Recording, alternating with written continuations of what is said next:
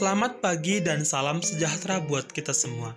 Bertemu lagi dengan saya, Andre Krisman Hutahayan, mahasiswa Pendidikan Teknik Mesin Universitas Sriwijaya 2018.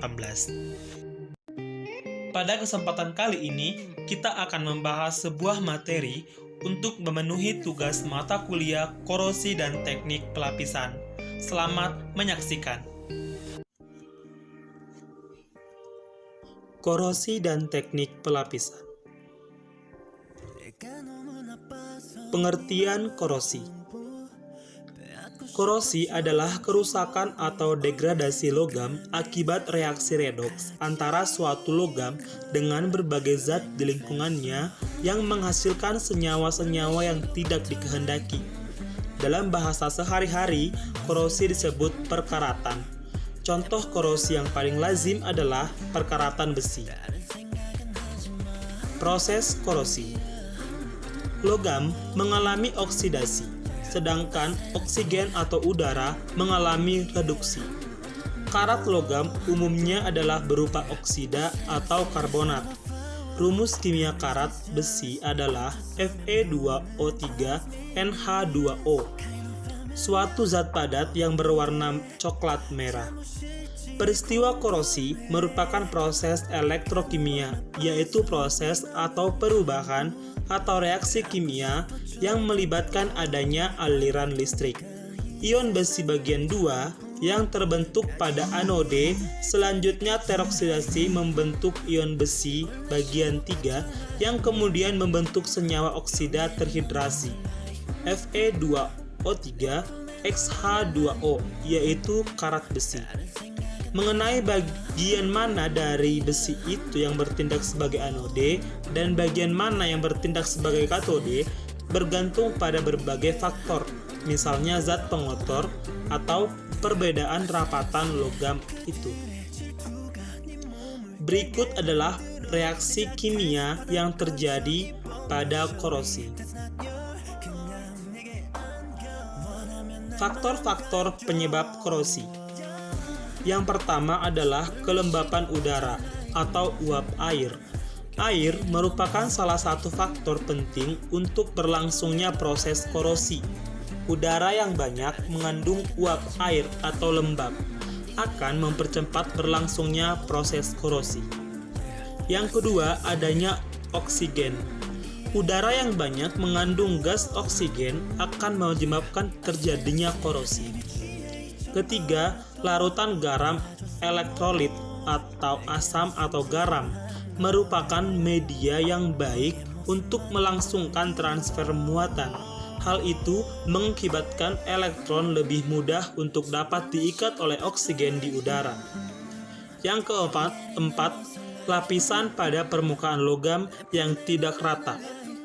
Permukaan logam yang tidak rata memudahkan terjadinya kutub-kutub muatan yang akhirnya akan berperan sebagai anode dan katode. Permukaan logam yang licin dan bersih akan menyebabkan korosi sukar terjadi, sebab sukar terjadi kutub-kutub yang akan bertindak sebagai anode dan katode. Yang kelima adalah keberadaan zat pengotor. Zat pengotor di permukaan logam dapat menyebabkan terjadinya reaksi reduksi tambahan sehingga lebih banyak atom logam yang teroksidasi. Sebagai contoh, adanya tumpukan debu karbon dari hasil pembakaran BBM pada permukaan logam mampu mempercepat reaksi reduksi gas oksigen pada permukaan logam. Dengan demikian, peristiwa korosi semakin dipercepat. Yang keenam, kontak dengan elektrolit. Keberadaan elektrolit seperti garam dalam air laut dapat mempercepat laju korosi dengan menambah terjadinya reaksi tambahan. Sedangkan konsentrasi elektrolit yang besar dapat melakukan laju aliran elektron sehingga korosi meningkat. Yang ketujuh, temperatur. Temperatur mempengaruhi kecepatan redoks pada peristiwa korosi. Secara umum, semakin tinggi temperatur, maka semakin cepat terjadinya korosi. Hal ini disebabkan dengan meningkatnya temperatur, maka meningkat pula energi kinetik partikel sehingga kemungkinan terjadinya tumpukan efektif pada reaksi redoks semakin besar. Efek korosi yang disebabkan oleh pengaruh temperatur dapat dilihat pada perkakas-perkakas atau mesin-mesin yang dalam pemakaiannya menimbulkan panas akibat gesekan, seperti cutting tools. Kedelapan adalah pH. Peristiwa korosi pada kondisi asam, yakni pada kondisi pH di bawah 7, semakin besar karena adanya reaksi reduksi tambahan yang berlangsung pada katode, yaitu 2H+ tambah 2-min menjadi H2. Adanya reaksi reduksi tambahan pada katode menyebabkan lebih banyak atom logam yang teroksidasi sehingga laju korosi pada permukaan logam semakin besar. Kesembilan ada efek galvanic coupling. Kemurnian logam yang rendah mengidentifikasikan banyaknya atom-atom unsur lain yang terdapat pada logam tersebut sehingga memicu terjadinya efek galvanic coupling, yakni timbulnya perbedaan potensial pada permukaan logam akibat perbedaan potensial antara atom-atom unsur logam yang berbeda dan terdapat pada permukaan logam dengan kemurnian rendah. Efek ini memicu korosi pada permukaan logam melalui peningkatan reaksi oksidasi pada daerah anodik. 10. Ada mikroba. Adanya koloni mikroba pada permukaan logam dapat menyebabkan peningkatan korosi pada logam. Hal ini disebabkan karena mikroba tersebut mampu mendegradasi logam melalui reaksi redoks untuk memperoleh energi bagi keberlangsungan hidupnya. Mikroba yang mampu menyebabkan korosi antara lain protozoa, bakteri besi mangan oksida, bakteri reduksi sulfat, dan bakteri oksidasi sulfur sulfida, Thiobacillus thiooxidans, Thiobacillus forexidans. Penggolongan korosi. Penggolongan pada korosi ada terbagi atas 8 bagian, dan pada kesempatan kali ini kita akan membahasnya satu persatu. Yang pertama adalah uniform atau general attack atau korosi umum. Korosi yang umum terjadi pada baja akibat adanya reaksi kimia atau elektrokimia yang merata pada permukaan logam. Pencegahannya, yang pertama, penggunaan material yang tepat untuk pelapisan atau coating. Yang kedua, melakukan inhibitas atau cathodic protection. Inhibitor atau suatu zat yang ditambahkan dalam konsentrasi yang kecil ke lingkungan untuk menurunkan laju korosi. Yang ketiga, proteksi katodik. Yang keempat, dengan melakukan pelapisan dengan zat atau dengan material yang lebih anodik. Korosi seragam adalah korosi yang terjadi pada permukaan material akibat bereaksi dengan oksigen. Biasanya, korosi seragam ini terjadi pada material yang memiliki ukuran butir yang halus dan homogenitas yang tinggi. Berikut adalah tampilan dari korosi serangan atau corrosion attack. Yang kedua adalah galvanic corrosion atau korosi galvanis. Terjadi akibat adanya beda potensial antara dua benda yang terhubung secara elektrolit. Logam yang ketahanan korosinya kurang atau anodik, logam yang ketahanan korosinya tinggi yaitu katodik. Pengendalian korosi galvanik adalah dengan cara 1. Hindari pemakaian dua jenis logam yang berbeda. Yang kedua, pergunakan logam yang lebih anodik dengan rasio yang lebih besar dibanding logam katodik. Yang ketiga, lapisi pada permukaan dua logam yang berbeda jenis. Keempat, gunakan logam ketiga yang lebih anodik. Berikut adalah korosi galvanik. Yang ketiga adalah gravis corrosion atau korosi celah. Korosi lokal yang sering terjadi pada celah atau daerah yang dilindungi. Penyebabnya adanya larutan yang terjadi pada lubang dari permukaan gasket, lap joint, atau kotoran yang terjebak di bawah baut atau pada kepala rift. Pencegahannya yang pertama, mengkondisikan benda dalam kelembaban yang rendah atau low humidity.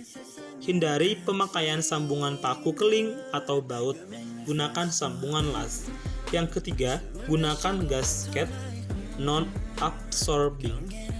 Yang keempat, usahakan menghindari daerah aliran dengan aliran udara. Berikut adalah gambar dari korosi celah. Yang keempat, pitting atau retting corrosion atau korosi sumur. Korosi yang mengakibatkan terjadinya lubang-lubang pada logam. Jenis korosi yang sangat berbahaya karena sulit untuk mendeteksi dan mengukurnya secara kuantitatif. Korosi sumuran adalah korosi yang terjadi akibat cacat permukaan material seperti celah atau lubang kecil. Pada daerah cacat ini akan lebih anodik dibandingkan permukaan material sehingga korosi akan menuju bagian dalam material. Pencegahannya yang pertama, memilih material yang tahan terhadap korosi sumur. Yang kedua, menghindari permukaan logam dari cacat goresan. Yang keempat, memperluas permukaan material. Yang keempat, menghindari variasi yang sedikit pada komposisi material. Berikut adalah gambar dari korosi sumur.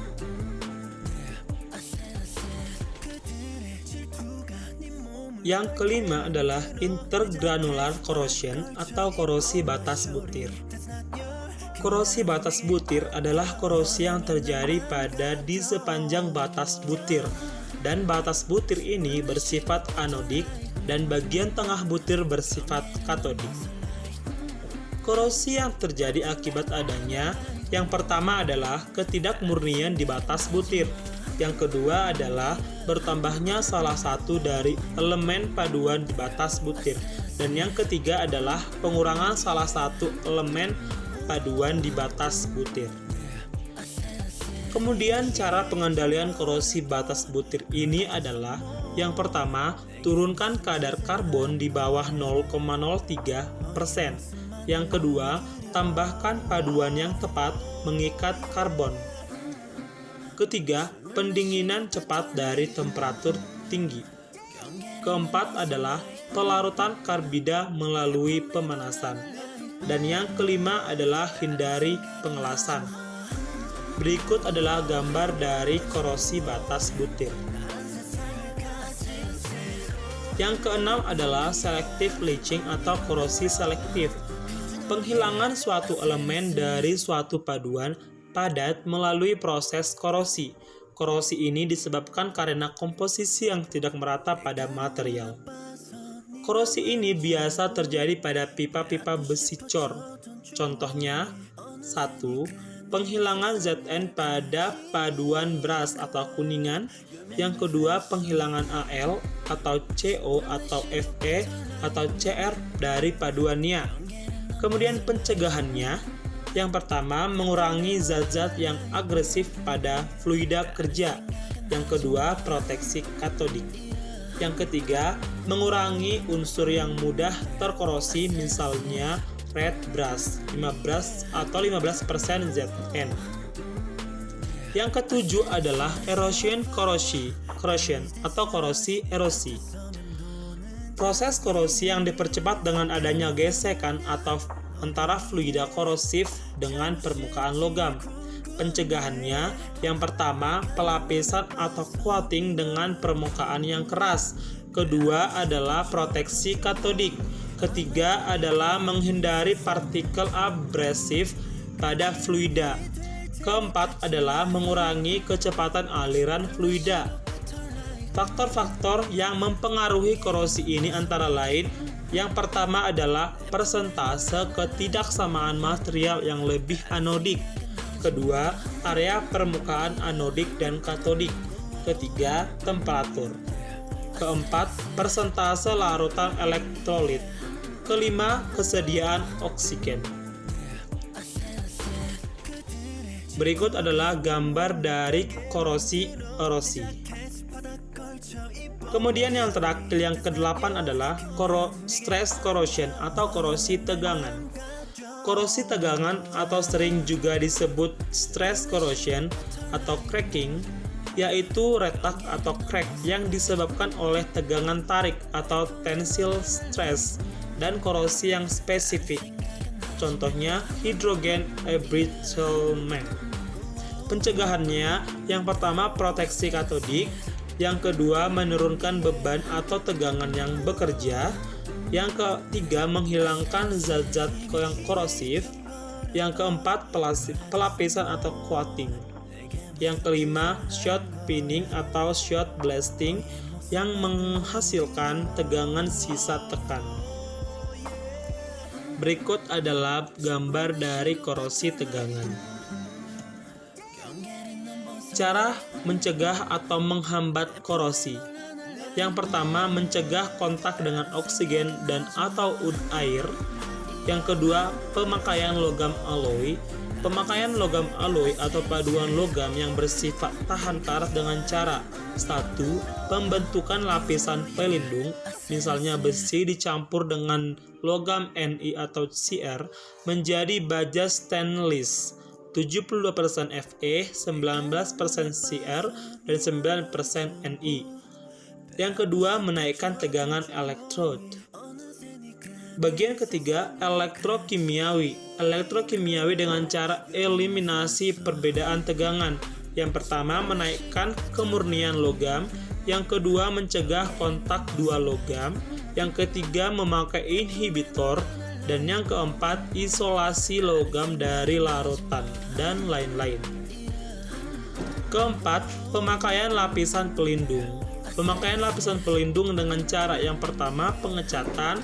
Yang kedua, pelapisan senyawa organik. Yang ketiga, pelapisan dengan gelas. Yang keempat, pelapisan dengan logam. Yang kelima, dilapisi logam yang lebih mulia. Yang ketujuh, dilapisi logam yang lebih mudah teroksidasi. Yang kedelapan, menahan batang-batang logam yang lebih aktif dengan logam besi dan dihubungkan. Yang kesembilan, dicampur dengan logam lain. Kesepuluh, perlindungan katoda atau pengorbanan anoda. Sekian pembahasan materi kita pada hari ini. Semoga bermanfaat buat kita semua. Jangan lupa like dan komen ya teman-teman.